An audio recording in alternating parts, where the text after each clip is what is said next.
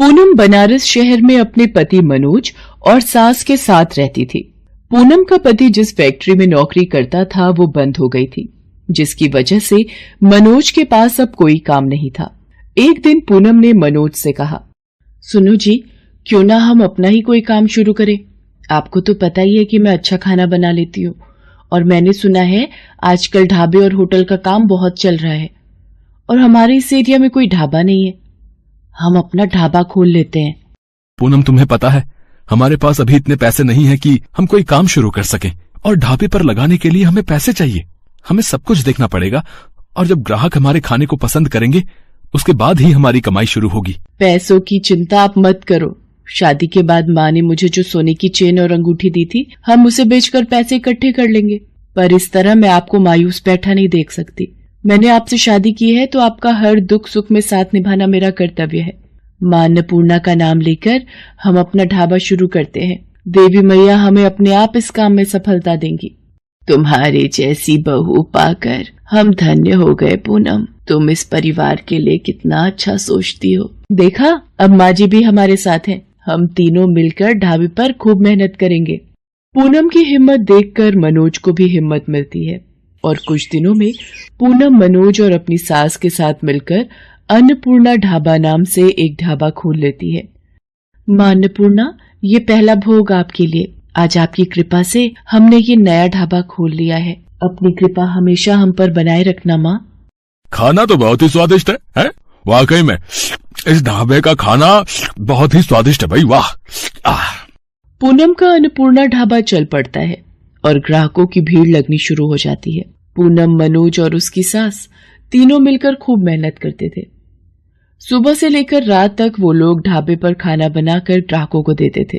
ढाबे की बढ़ती बिक्री देखकर पूनम और मनोज दोनों बहुत खुश थे। पूनम, आज तुम्हारी हिम्मत की वजह से हमने ये ढाबे का काम शुरू करा तो आज चल गया। अब हमारी अच्छी बिक्री हो रही है। मेरा मन है कि तुमने मुझे जो सोने की चेन और अंगूठी बेचने के लिए दिए थे, मैं धीरे धीरे पैसे जोड़कर तुम्हारे लिए एक सोने की नई चेन, अंगूठी और कानों की बालियां भी बनाऊं। मेरा असली गहना तो आप और माँ जी हो। आप दोनों का साथ ही मेरे लिए सबसे ज्यादा जरूरी है। अभी मुझे कुछ नहीं चाहिए, और आज ये सब कार्य मां अन्नपूर्णा की ही कृपा से संभव हुआ है। आज उन्हीं के कारण हमारा ढाबा बहुत अच्छा चल रहा है। बस देवी मैया इसी तरह हम पर कृपा करती रहे। जय अन्नपूर्णा मैया। पूनम और मनोज दोनों ही बहुत खुश थे, पर अचानक एक रात बहुत मूसलाधार बारिश और आंधी तूफान आ जाता है, जिसमें पूरा ढाबा टूट जाता है। पूनम और मनोज बहुत दुखी होते हैं। उन्होंने बहुत मेहनत से ढाबा बनाया था, पर बारिश आंधी तूफान में सारा ढाबा टूट गया और जगह जगह पानी भर गया। पूनम ढाबे को ठीक करने की कोशिश करती है। वो फूट फूट कर रोने लगती है और माँ अन्नपूर्णा को याद करती है। अन्नपूर्णा मैया, मैंने आपका नाम लेकर ये ढाबा खोला था, पर हमारा ढाबा टूट गया। सारा काम खत्म हो गया। सब मेहनत बेकार हो गई। मेरी मदद करो माँ, मेरी मदद करो। नारायण नारायण। माँ, आपकी भक्त पूनम बहुत दुखी है, उसकी सहायता कीजिए देवी माँ। देवर्षि नारद, मैं जानती हूँ पूनम का विश्वास मेरे से जुड़ा है। पूनम ने सच्चे हृदय से मुझे पुकारा है। मैं उसकी सहायता करने अवश्य जाऊंगी। आपकी लीला अपरंपार है देवी मैया। जय अन्नपूर्णा माता की। पूनम की प्रार्थना को सुनकर देवी अन्नपूर्णा उसकी मदद के लिए एक बूढ़ी औरत का रूप धरकर उसके पास आती है। बेटी, बहुत भूख लगी है, तुम्हारे ढाबे से कुछ खाने को मिलेगा? माँ, कल रात आंधी तूफान और बारिश में हमारा पूरा ढाबा टूट गया। अभी तो सब जगह पानी भरा हुआ है। चूल्हा गीला है, उसमें पानी भरा हुआ है, वो भी नहीं जल पाएगा। मैं आपको क्या खिलाऊं माँ? मेरे पास कुछ लकड़ियाँ हैं, इन्हें चूल्हे में डाल दो। ये लकड़ियाँ जरूर जल जाएंगी, फिर तुम इस पर खाना बना सकती हो। अगर ऐसा है तो मैं आपको भूखा नहीं जाने दूंगी। आप मुझे लकड़ियाँ दे दो, मैं चूल्हा जलाने की कोशिश करती हूँ। बूढ़ी औरत के द्वारा दी हुई लकड़ियों से चूल्हा जल जाता है। जिस चूल्हे में पानी भरा हुआ था, वो बूढ़ी औरत की दी हुई लकड़ियों से जल पड़ता है। ये देखकर पूनम, मनोज और उसकी सास हैरान रह जाते हैं। पूनम गरम गरम खाना बनाकर उस बूढ़ी औरत को खिलाती है। मैं तुम्हारी सहनशीलता और सेवा से बहुत प्रसन्न हूँ। तुमने इतनी कठिनाई के पलों में भी मेरे लिए समय निकाला, ये देखकर मैं बहुत खुश हूँ। और फिर बूढ़ी औरत माँ अन्नपूर्णा के रूप में आ जाती है। पूनम, अब ये चूल्हा हमेशा जलता रहेगा। इस पर जितना भी भोजन बनाओगी उसका दुगना हो जाएगा और तुम्हारे ढाबे पर हमेशा ग्राहकों की भीड़ लगी रहेगी। जो भूखों को भोजन खिलाता है उन पर मेरी कृपा हमेशा बनी रहती है। मेरा आशीर्वाद सदैव तुम्हारे साथ है। अब तुम्हें कभी कोई दुख नहीं होगा। हे देवी मैया, आज आपके दर्शनों को पाकर मैं धन्य हो गई। और फिर माँ अन्नपूर्णा के आशीर्वाद से पूनम ढाबे को फिर से शुरू करती है। उसके जीवन की सारी परेशानियां दूर हो जाती हैं।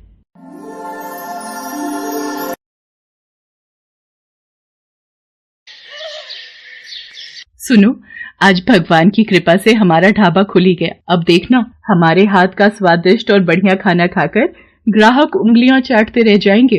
तुम ठीक कह रही हो मीनाक्षी, बस अब ग्राहक बढ़ जाएं। खाने में यहाँ क्या क्या मिलेगा? जी सब कुछ है। दाल तड़का, दाल मखनी, भिंडी, बैगन का भरता, कड़ी चावल, राजमा चावल, तंदूरी रोटी, नान और भी बहुत कुछ। सुमेर, चल फिर आज इसी ढाबे पर खाना खा लेते हैं। सामने कल्लू के ढाबे पर तो खाने का वो स्वाद नहीं रहा जो पहले होता था। मेरे ढाबे के सामने ये नया ढाबा खुल गया है। मेरे तो ढाबे पर ग्राहक आने ही बंद हो गए हैं। मीनाक्षी और महेंद्र का चलता हुआ ढाबा देखकर कल्लू जलन से भर जाता है। ये एक और सामने ढाबा खुल गया, कोई ना कोई मुसीबत आ ही जाती है। हमारा ढाबा अच्छा चल पड़ा है, सचमुच ये देखकर मैं बहुत खुश हूँ। हमारा ढाबा इसी तरह चलता गया तो वो दिन दूर नहीं जब हम अपना एक बड़ा होटल खोल लेंगे। उस गांव में ठाकुर गज्जन सिंह का राज चलता था। ठाकुर गज्जन सिंह के आदमी आए दिन बाजार में बनी दुकानों पर आकर अपना रौब झाड़ते थे और दुकानदार को परेशान करते थे। एक दिन ठाकुर सज्जन सिंह के आदमी बाजार में घूम रहे थे, तभी उनकी नजर मीनाक्षी और महेंद्र के ढाबे पर पड़ी। ओहो, गांव में नया ढाबा खुल गया है और गज्जन सिंह के आदमियों को नहीं पता। चलो सब आज ढाबे पर दावत उड़ाते हैं। ये ढाबे वाली तो खुद ही मखनी दाल लग रही है, फिर तो इसके हाथ में जादू होगा। जी आपको क्या चाहिए? ऑर्डर बता दीजिए। अरे तू सामने से हट कड़वे करे ले, उस मीठी खीर को हमारे पास भेज। देखो तमीज से बात करो, वो मेरी पत्नी है। तो मुझे तमीज सिखाएगा तेरी तो। देखो, यहाँ पर गुंडागर्दी नहीं चलेगी। सीधी तरह से यहाँ से चले जाओ वरना मैं पुलिस को बुला लूंगी। चल तू कहती है तो यहाँ से चले जाते हैं, लेकिन याद रखना हम दोबारा फिर आएंगे। वो बदमाश गुंडे उस वक्त वहाँ से चले जाते हैं। कल्लू ये सब देख रहा था। ये ठाकुर गज्जन सिंह अपने आप को समझता क्या है? सारा दिन इसके गुंडे बाजार में घूमकर सभी दुकानदारों को तंग करते हैं और इनके मन में हम औरतों के लिए जरा सी भी इज्जत नहीं है। अरे तुम जानती नहीं हो, ठाकुर गज्जन सिंह बहुत ही गिरा हुआ इंसान है। इसके मन में दया नाम का तो कोई शब्द है ही नहीं। सब गांव वाले इससे बहुत डरते हैं। इन दोनों को यहाँ से हटाने का रास्ता मुझे मिल गया है। अब देखता हूँ ये दोनों अपना ढाबा कैसे चलाते हैं। मतलब तू चाहता है कि हम तेरे सामने वाला ढाबा हटवा दें? इसमें हमारा क्या फायदा होगा बे? मैं आपको अपनी कमाई में से हिस्सा दूंगा, आपका फायदा ही फायदा है। अच्छा तो ये बात है, मैं अभी अपने आदमियों को महेंद्र के ढाबे पर भेजता हूँ। ठाकुर गज्जन सिंह अपने आदमियों को महेंद्र के ढाबे पर भेजता है। ठाकुर साहब का हुक्म है, अब ये ढाबा इस गांव में नहीं चलेगा, तो अभी के अभी अपना ये ढाबा बंद करके यहाँ से चलता बन। अरे कोई जोर जबरदस्ती है क्या? हम ये ढाबा बंद नहीं करेंगे। तुम्हारे ठाकुर को जाकर बोल दो, जो करना है कर ले। तुम लोगों ने बदमाशी दिखाई तो हम पुलिस को जाकर बता देंगे। अच्छा, तेरी जुबान बहुत चल रही है। कहीं ऐसा ना हो ढाबे के साथ साथ हम तेरे पति को भी जिंदा जला दें। तभी ठाकुर गज्जन सिंह की जीप आकर रुकती है। ठाकुर गज्जन सिंह जीप से उतरता है और गुस्से में ढाबे पर जाता है। तुम दोनों की इतनी मजाल कि मेरे गांव में ही रहकर मेरे से नहीं डरते। पकड़ लो इसके पति को और इस ढाबे के साथ जिंदा जला दो। नहीं ठाकुर नहीं, मेरे पति को छोड़ दो। मैं तुमसे विनती करती हूँ, मत लगाओ आग, मेरे पति को छोड़ दो। गज्जन सिंह से बैर लिया था ना तुम दोनों ने, अब सजा भुगतनी पड़ेगी। चलो तुम सब क्या देख रहे हो? ढाबे में आग लगा दो। इसका पति और ढाबा दोनों जल जाने चाहिए। नहीं नहीं, मेरे पति को छोड़ दो, कोई बचाओ, मेरे पति मर जाएंगे। नहीं, बचाओ, कोई बचाओ, बचाओ मुझे, मैं जल रहा हूँ। मीनाक्षी मुझे बचा लो। ठाकुर याद रखना, आज जिस तरह से तूने मेरे पति को जलाया है, एक दिन तू भी ऐसे ही जल कर मरेगा। तू भी ऐसे ही जल कर मरेगा। मीनाक्षी रोती रह जाती है और महेंद्र ढाबे के साथ जलकर मर जाता है। महेंद्र को गुजरे 2 दिन हो गए थे। मीनाक्षी ने कुछ नहीं खाया था। वो हिम्मत करती है और ढाबे पर जाती है। सब कुछ खत्म हो गया, सब कुछ जलकर खाक हो गया। अरे ये तो वही कुकर है जो महेंद्र पिछले हफ्ते ही नया खरीद कर लाए थे। कितने मन से ढाबे के लिए उन्होंने ये नया कुकर खरीदा था। ये उनकी आखिरी निशानी है। आज खिचड़ी इसी पर बनाती हूँ। मीनाक्षी अभी खिचड़ी बना ही रही थी कि तभी एक व्यक्ति वहाँ पर आता है। जी नमस्ते, मैं इस गांव में नया आया हूँ। आपका ये ढाबा देखा तो रुक गया। कुछ खाने को मिलेगा क्या? आप बैठिए, मैं आपके लिए खाने को लेकर आती हूँ। मैंने तो थोड़ी सी खिचड़ी ही बनाई थी, पर कोई बात नहीं, ये उन शहरी बाबू को ही दे देती हूँ। मैं अपने लिए कुछ और बना लूंगी। अरे ये क्या, ये कुकर तो खिचड़ी से भरा हुआ है, पर थोड़ी देर पहले तो मैं सारी खिचड़ी शहरी बाबू के लिए ले गई थी। ये कैसा जादू है? महेंद्र, मुझे तो ऐसा लगता है आप यहीं कहीं मेरे साथ हो, मेरे पास हो। आप मेरी सहायता कर रहे हो। अब मैं इस जादुई कुकर की सहायता से अपने ढाबे को फिर से शुरू करूंगी। मीनाक्षी अब रोजाना ही उस जादुई कुकर में खाना बनाती और ग्राहकों को खिलाती। जादुई कुकर में बना खाना सुबह से शाम तक चलता था।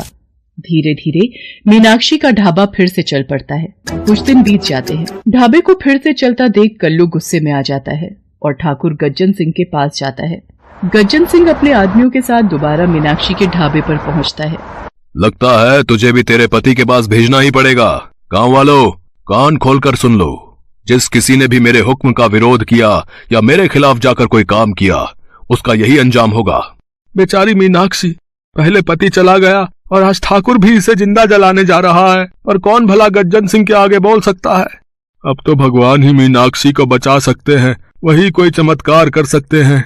इस पूरे गांव में कोई भी माई का लाल नहीं है जो गज्जन सिंह के आगे सिर उठाकर बोल सके। जला दो इसे।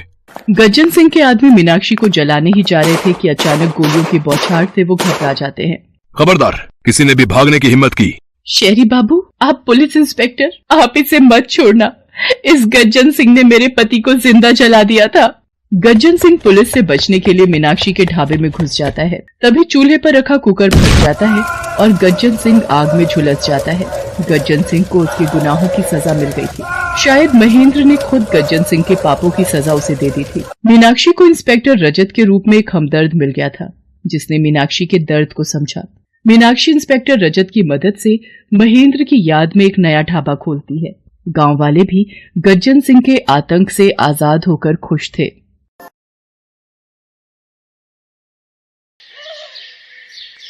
मधु के पति सुरेश को पिछले 6 महीने से कोई भी नौकरी नहीं मिली थी। इसी कारण दोनों बच्चों का स्कूल से भी नाम कट गया था और घर में पैसों की तंगी शुरू हो गई थी। इसी वजह से मधु को गरीब बस्ती में किराए का एक कमरा लेना पड़ा। एक दिन, नमस्ते बहन, मेरा नाम कमला है। लगता है इस बस्ती में नई आई हो। जी, कल ही ये कमरा किराए पर लिया है।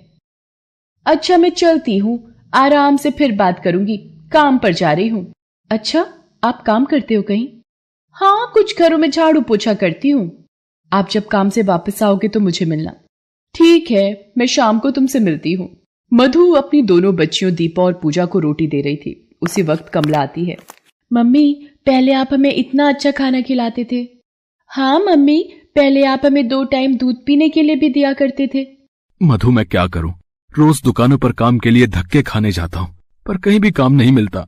आप चिंता मत करो, जब तक आपको कोई काम नहीं मिलता है तब तक मैं कोई काम ढूंढ लेती हूँ। मैंने सब सुन लिया है, घबराने की जरूरत नहीं है। मैं तुझे काम दिलवा दूंगी। एक घर में रोटी बनाने वाली की जरूरत है, तू कल मेरे साथ चलना। कमला मधु को काम दिलवा देती है। एक शाम, अरे मैं गलती से भंडार घर का ताला लगाकर चाबी अपने साथ ही ले आई हूँ। मालकिन को वापस कराती हूँ। अरे ये तो डॉली दीदी है, पर ये तो किसी लड़के की बाइक से उतरी है। ये लड़का तो हमारी बस्ती का गुंडा मवाली है, पर डॉली दीदी इसके साथ कैसे? लड़का वहां से चला जाता है। मधु देखती है कि घर के बाहर ताला लगा है और डॉली ताला खोल रही है। शायद मालकिन कहीं बाहर गई थी। मधु डॉली को बाहर से ही चाबी पकड़ा देती है। डॉली दीदी, ये भंडार घर की चाबी गलती से मेरे पास रह गई थी। अगर आपको बुरा न लगे तो आप अभी जिस लड़के के साथ बाइक से उतरी थी वो कोई भी था। तुम्हें इससे क्या मतलब? चाबी दे दी, अब जाओ यहां से। मधु ने मुझे अनिल के साथ देख लिया है। अगर इसने मम्मी पापा को उसके बारे में बता दिया तो वो मुझे अनिल से कभी भी मिलने नहीं देंगे। मुझे इसका कोई रास्ता ढूंढना ही होगा। अगले दिन डॉली भंडार घर में से आटे और चीनी की एक एक बोरी गायब कर देती है और चाबी लेकर अपनी माँ के पास जाती है। मम्मी, ये मधु ने भंडार घर की चाबी दी थी। वो तो घर चली गई है, पर मेरा खीर खाने का मन है, आप बना दो प्लीज। डॉली तू भी ना बड़ा परेशान करती है, जब मधु थी तब बोल देती, उसे किस लिए रखा है फिर। रुक, चीनी नहीं है डिब्बे में, ला चाबी दे, निकाल कर लाती हूँ। अब आएगा मजा।